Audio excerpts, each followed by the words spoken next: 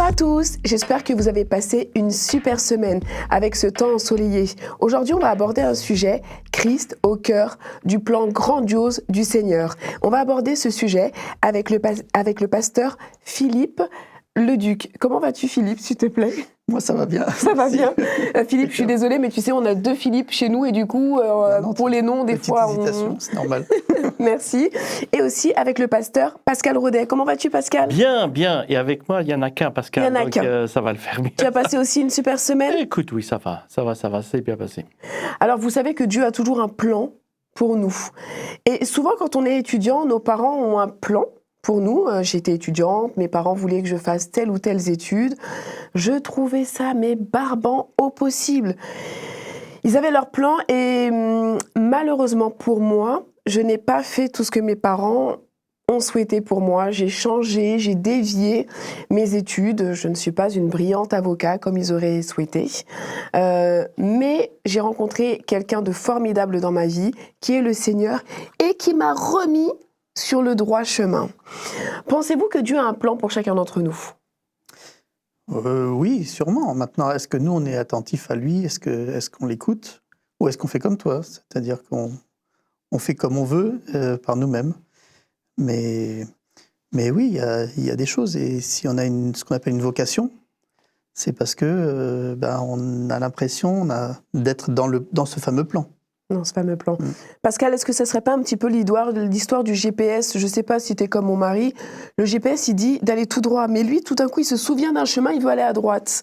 Est-ce que... Alors oui, c'est un peu ça. C'est-à-dire qu'à un moment donné, en effet, on suit, et puis on se dit, tiens, on arrive à un endroit où j'aimerais faire soit une pause, m'arrêter, aller ailleurs, faire autrement, pas forcément suivre toujours en écoutant. Donc oui, c'est un peu ça. C'est un peu l'image du GPS, oui, On veut bien suivre, mais avec notre petite dose d'arrêt, de stop, comme on veut. D'accord. Je peux te demander de me lire, s'il te plaît, Galates 2, versets 11 à 15, s'il te plaît, Philippe. Oui. Donc c'est Paul qui parle. Quand Céphas est arrivé à Antioche de Syrie, je me suis opposé à lui devant tout le monde parce qu'il avait tort. En effet, avant l'arrivée de certaines personnes proches de Jacques, Céphas mangeait avec les frères qui ne sont pas d'origine juive. Mais quand les autres sont arrivés, il s'est éloigné. Il n'est plus allé avec les non-juifs. Il avait peur des chrétiens qui défendaient les coutumes juives. Tous les autres frères d'origine juive ont été aussi faux que lui, et leur conduite fausse a même entraîné Barnabas. Eh bien, j'ai vu qu'il ne marchait pas droit selon la vérité de la bonne nouvelle. Alors j'ai dit à Céphas devant tout le monde, « Toi, juif, tu as vécu ici comme ceux qui ne sont pas juifs. Tu n'as pas vécu selon la loi de Moïse. Mais maintenant, tu veux forcer ceux qui ne sont pas juifs à faire comme les juifs. Pourquoi donc ? » Merci. Alors pour ceux et celles qui souhaitent savoir qui est Paul, si vous nous regardez ou si vous nous écoutez, je vous invite à vous référer aux émissions précédentes. Mais quelle est la différence entre un juif et un non-juif à l'époque ? Alors la même qu'aujourd'hui. C'est peut-être la question la plus facile à répondre. Il y a les juifs et il y a tous les autres. Et en effet, le peuple juif est ce qu'on appelle le peuple élu de Dieu, donc mis à part. Et en effet, tous ceux qui ne sont pas mis à part comme Dieu sont qualifiés de non-juifs, donc tous les autres. Et en effet, ce texte-là montre qu'il y a une véritable différence et les personnes sont qualifiées en fonction d'ils sont juifs ou ils ne sont pas juifs. Et en fonction de cela, les liens, les relations peuvent être tendues ou pas, différentes en tout cas, puisqu'on insiste dans ce texte sur le fait qu'il y a des juifs et il y a des non-juifs. D'accord. Et quels étaient les avantages et inconvénients d'une telle attitude ? Alors, souvent, Dieu invitait le peuple juif à faire attention aux autres nations pour ne pas être trop proche des autres nations, parce que les autres nations étaient des nations qui étaient polythéistes, qui avaient plusieurs dieux, qui n'avaient pas les mêmes croyances, les mêmes bases. Et c'est vrai que quand on fréquente trop des personnes avec d'autres croyances, le risque peut être de se laisser un petit peu influencer, on pourrait dire même corrompre, et de ce qui était pur au départ, il peut y avoir un risque. Donc Dieu a toujours dit, attention, ne vous mélangez pas avec d'autres nations. Donc l'avantage, c'est en effet, on ne risque pas d'avoir d'autres idées en tête. L'inconvénient, c'est que du coup, on se ferme on n'écoute peut-être plus les autres, et les liens sociaux peuvent être compliqués pour ça. Et c'est ce qu'on voit dans ce texte-là, la complication d'être ensemble avec quelqu'un qui ne croit pas la même chose que moi. C'est compliqué. Et on a aussi ces mêmes soucis aujourd'hui. Hein. Comment je fais, quelle attitude j'ai avec quelqu'un qui n'a pas la même croyance que moi? Est-ce que je suis à l'aise avec? Ou est-ce que je suis en méfiance, en retrait, de peur de me laisser trop influencer par l'autre? Sous-entendu, l'autre a forcément une mauvaise influence sur moi. Ce qui, heureusement, n'est pas toujours le cas. Des fois, c'est de bonne influence. Mais... En ce moment, je suis en train de lire la Bible, mais souvent, ce qui revient, c'est la tolérance quand même envers autrui. C'est quand même... je ne vais pas dire que c'est un fort pilier, mais... Oui, bien sûr. C'est dans l'air du temps aussi de se laisser interpeller par l'autre. Hein. Mais on est très loin du contexte biblique, où là, en effet, il y avait une vraie rivalité, une vraie confrontation et des idées vraiment totalement opposées. Des incompréhensions mutuelles. Hein. Quand on ne connaît pas l'autre, on s'imagine des choses et parfois on fait des mauvaises interprétations. Hein. Donc ça arrive encore aujourd'hui. Et personne n'est à l'abri. Non. Du coup, Pascal, est-ce que toi, tu peux me lire Éphésiens 3, versets 6 à 13, s'il te plaît? Ah oui. Voici le mystère. En étant unis au Christ Jésus par la bonne nouvelle, ceux qui ne sont pas juifs reçoivent en partage les mêmes biens que les juifs. Ils font partie du même corps, ils participent à la même promesse. Dieu, dans sa bonté, m'a donné d'être serviteur de cette bonne nouvelle grâce à l'action de sa puissance. Moi, je suis le plus petit de tous les chrétiens. Pourtant, j'ai reçu ce don, à annoncer à ceux qui ne sont pas juifs la richesse très profonde du Christ. J'ai également reçu le don de montrer clairement comment Dieu accomplit ce mystère. Lui qui est le créateur de toutes choses, il avait caché en lui ce mystère depuis longtemps. Alors maintenant, par l'Église, tous ceux qui ont autorité et pouvoir dans les cieux peuvent connaître la sagesse de Dieu.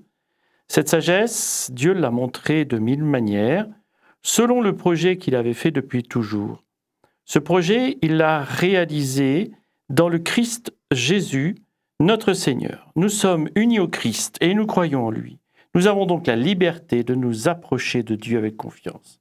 C'est pourquoi je vous le demande, ne vous laissez pas décourager par les souffrances que je supporte pour vous. Elles vous donnent la vraie gloire. Il y a quelque chose que tu as lu qui m'a marqué. Il dit « Je suis un petit chrétien ». Qu'est-ce que c'est un petit chrétien? Alors, dans cette traduction-là, en tous les cas, ce que Paul veut dire, c'est ben voilà, je suis un chrétien parmi tant d'autres. Je ne suis pas une grosse tête, en d'autres termes. Hein. J'ai pas, il a de l'humilité. Il a de l'humilité dans ce côté-là.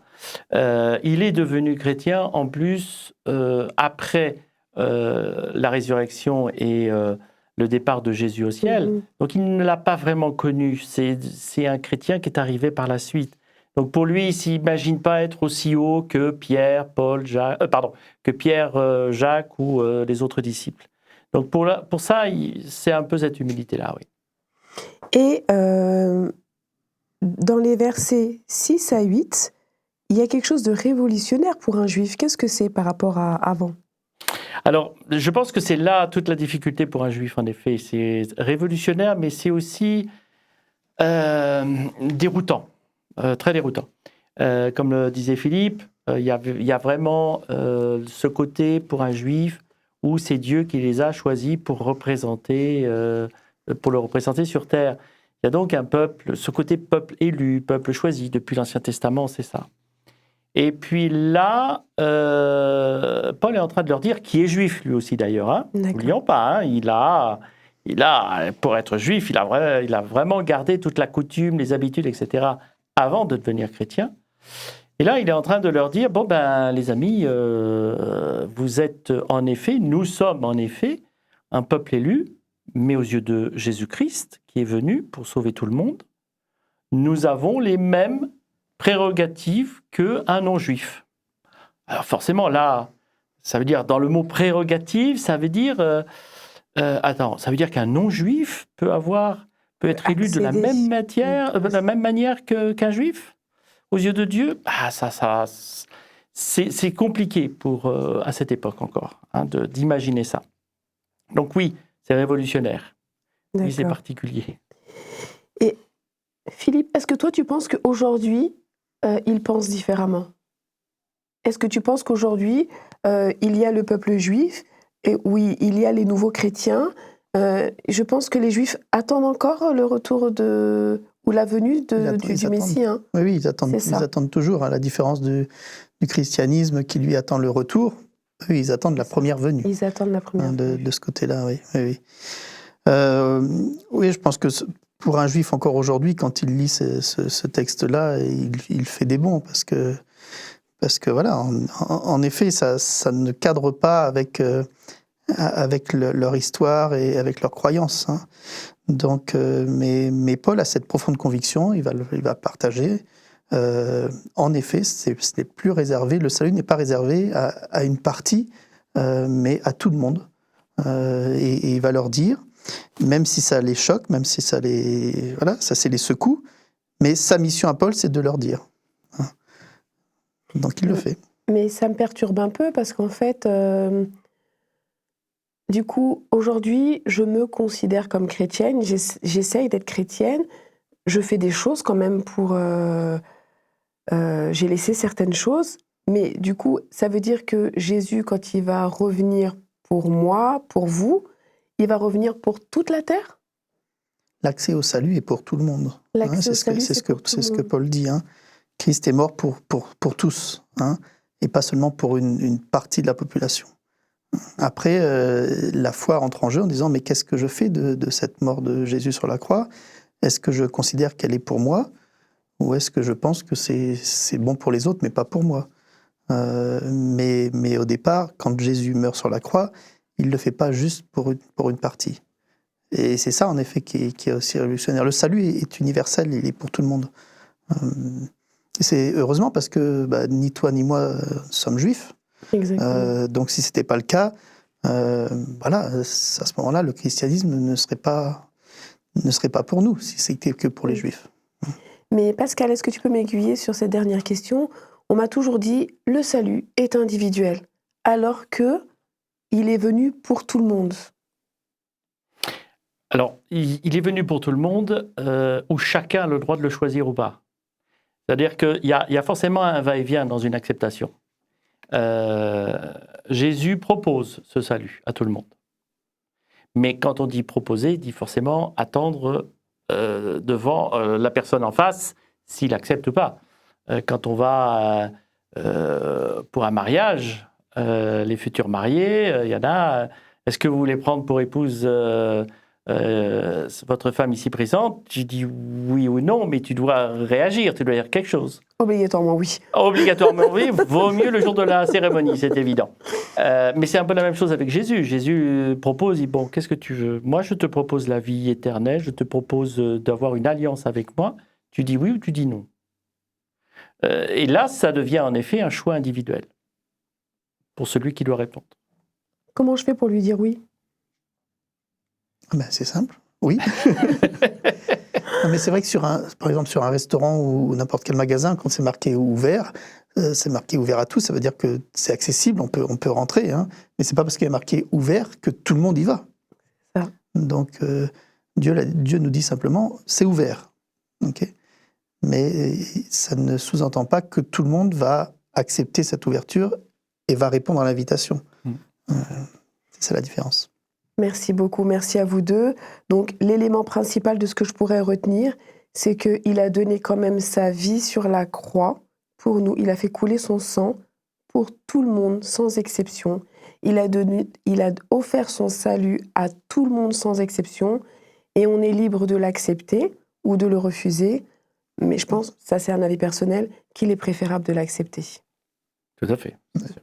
On est d'accord. En tout cas, merci messieurs, merci d'avoir fait cette émission avec moi, merci à tous ceux qui nous regardent, merci à tous ceux qui nous écoutent.